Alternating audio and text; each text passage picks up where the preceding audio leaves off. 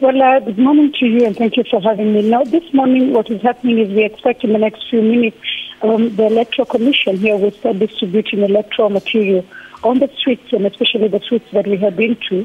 Everybody seems to be going on with life as usual.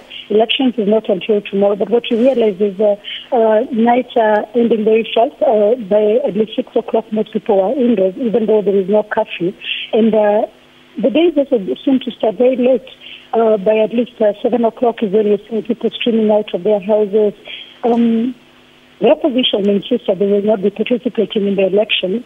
President Nkurunziza has said the election will be going on, and so has the Electoral Commission. According to the Ugandan government, which is mediating the talks between the opposition and the government, talks will resume probably after elections or when the government is ready to come back to the negotiations table. What are the terms that the opposition and the mediators have agreed on so far? What they have agreed on is that they will condemn fighting and insecurity and the killings that have been going on, which, of course, both sides have taken part in. The parts where we know that the youth wing of the CNFDD, that is the ruling party, has been accused of carrying out killings.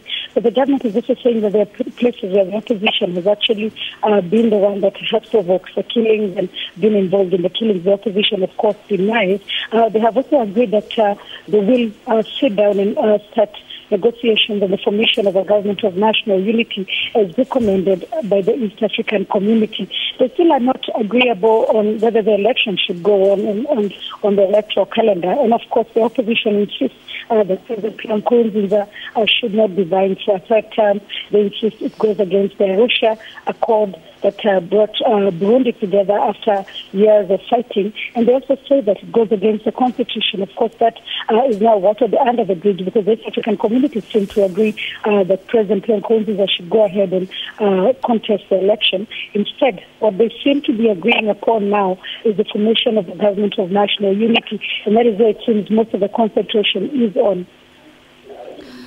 Sarah, speaking to some of the Burundians, what is their sentiment towards these elections?